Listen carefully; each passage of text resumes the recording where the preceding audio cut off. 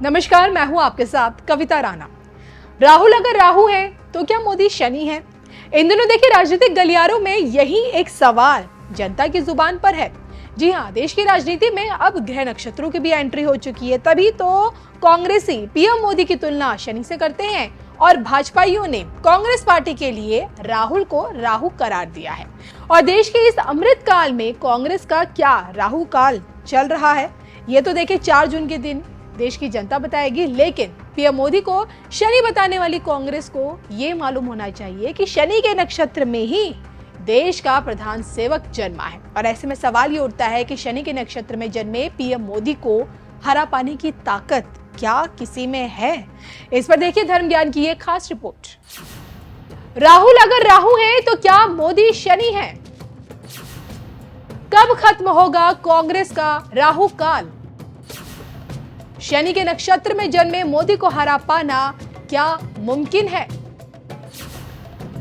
देखिए सिर्फ धर्म ज्ञान पर। अब जो कि देखिए देश लोकसभा चुनाव से गुजर रहा है। 2 चरणों की वोटिंग के बाद तमाम पार्टियों का राजनीतिक अस्तित्व दांव पर लगा है। जी हां, आर पार की चुनावी लड़ाई में नामदार और कामदार आमने सामने हैं।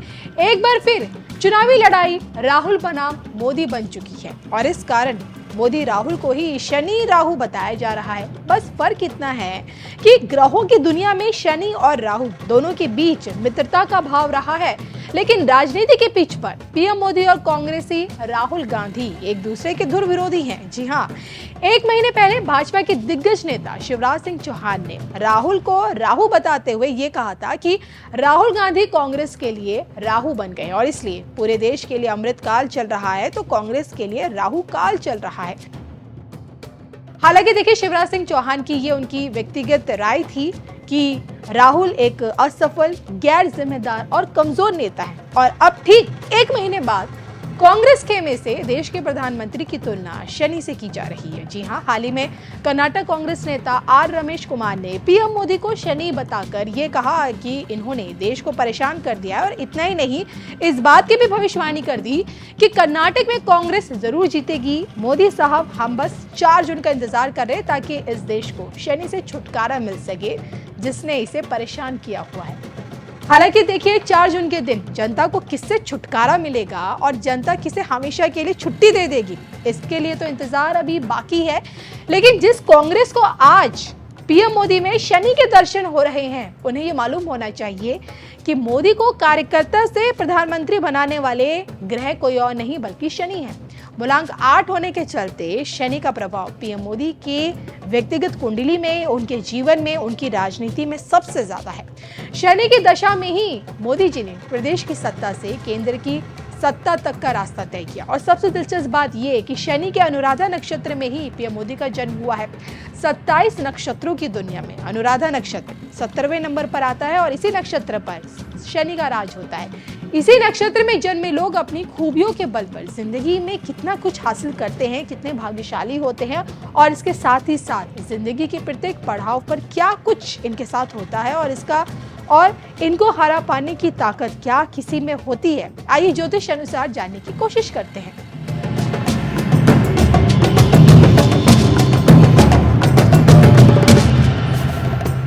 शनि के अनुराधा नक्षत्र में जन्मे लोग कैसे होते हैं? ज्योतिष अनुसार अनुराधा नक्षत्र वाले जातकों पर कहते हैं कि मंगल, शनि इन 2 ग्रहों का प्रभाव सबसे ज्यादा होता है। इस नक्षत्र वाले लोगों में कई ऐसी खूबियां होती हैं जो इन्हें दूसरों से बहुत अलग पहचान दिलाती है। कहते हैं कि इसी नक्षत्र में जन्मे लोग स्पष्टवादी होते हैं, स्ट्रेट फॉरवर्ड। इनके दिलों में जो चलता है वो ये खुलकर बोल देते हैं। ये नक्षत्र सफलता से जुड़ा होता है जो व्यक्ति को प्रसिद्धि और मान्यता दोनों देता है। ये लोग कम उम्र में ही पैसा कमाना शुरू कर देते हैं और ये काफी ज्यादा संघर्षशील होते हैं और दूसरों की मदद के लिए हमेशा तैयार रहते हैं। अपने लक्ष्य को लेकर बेहद गंभीर रहते हैं, चाहे कितनी ही परेशानियां क्यों ना आ जाए, ये सफलता प्राप्त कर ही लेते हैं। ये जातक धार्मिक विचार वाले होते हैं और समाज में अपनी एक अलग पहचान बनाने में हमेशा लगे रहते हैं। इन्हें दिखावा बिल्कुल भी पसंद नहीं होता। जीवन के अनुभवों को ये अपने संघर्ष से प्राप्त करते हैं और अपनी कार्यशैली में ये अनुशासन बनाए रखते हैं। धनु, और इनके बारे में ये भी कहा जाता है कि धन संपत्ति के मामले में भी ये लोग काफी ज्यादा भाग्यवान या फिर यूं कहें कि भाग्यशाली होते हैं। अब देखिए, ज्योतिष अनुसार अनुराधा नक्षत्र में पैदा हुए लोगों की क्या खूबियां होती है ये हमने आपको बताई, लेकिन यही खूबियां क्या पीएम मोदी में, उनके व्यक्तित्व में नजर आती हैं या नहीं, आपको कमेंट करके आपको बताना है। और ये भी बताना है कि 4 जून के दिन देश की सत्ता किसके हाथों में होगी। और सबसे बड़ी बात यह कि जिस कांग्रेस को आज देश के प्रधानमंत्री नरेंद्र मोदी में शनि के दर्शन हो रहे हैं, उसी कांग्रेस का 4 जून के दिन क्या हाल होगा। 4 जून के दिन देश की जनता किसे चुनेगी। आपको हमारी स्टोरी कैसे लगी कमेंट करके ये भी बताइएगा। साथियों, अयोध्या में राम मंदिर का 500 साल पुराना सपना पूरा हुआ।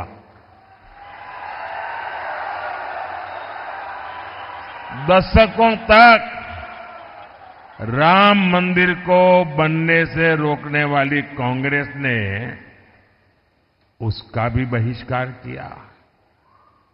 और ये कांग्रेस कितनी अधपतन में गई है। ये राम मंदिर के जो ट्रस्टी है ना, ये अच्छे लोग हैं, तो कांग्रेस के सारे पाप माफ कर दिए और घर जाकर के निमंत्रण दिया कि नहीं भाई चलो, जो हो गया आओ। उन्होंने उस निमंत्रण को ठुकरा दिया। क्या कोई कभी प्रभु राम के दरबार में जाने का निमंत्रण ठुकरा सकता है क्या? ऐसे लोगों पे भरोसा कर सकते हैं क्या? अरे कांग्रेस वाले, जरा आईने में चेहरा देखो। वो अयोध्या के अंसारी, अयोध्या का वो अंसारी परिवार जो जिंदगी भर राम मंदिर के विरुद्ध अदालत में केस लड़ता रहा। उसके पिताजी भी लड़ते रहे, वो भी गुजर गए, वो भी लड़ता रहा। लेकिन जब न्यायालय ने कहा कि भाई ये राम मंदिर है, तो वो अंसारी खुद प्रभु राम के प्राण प्रतिष्ठा के कार्यक्रम में आकर के वहां मौजूद रहे। जिंदगी भर लड़ाई लड़ी, लेकिन फिर राम के शरण आए और ये राम का निमंत्रण ठुकरा दिया। जो राम को ठुकराएगा उसको आप क्या करोगे? आप क्या करोगे? आप क्या करोगे? जो डीएमके पार्टी, वो उनकी खासम खास वो कह रही है, सनातन को गालियां देने पर अब उतारू है। कहती है ये सनातन तो डेंगू है, मलेरिया है। और जो लोग सनातन के विनाश की बात करते हैं, उन्हें इंडी अगाड़ी के लोग महाराष्ट्र बुलाकर उनका सम्मान करते हैं।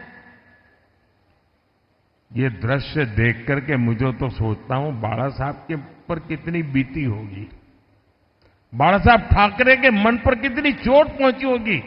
ऐसे लोग हैं ये।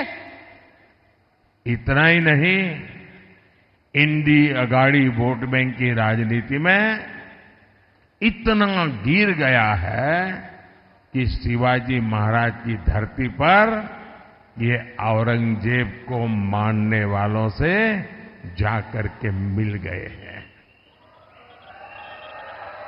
नकली शिवसेना इन सब एजेंडों में इन लोगों के साथ कंधे से कंधा मिलाकर चल रही है। आज बाला साहब ठाकरे होते तो इनकी ये हरकतें बहुत दुखी करती, और आज भी उनकी आत्मा जहां भी होगी सबसे ज्यादा दुखी उनके इन कारनामों से होती होगी।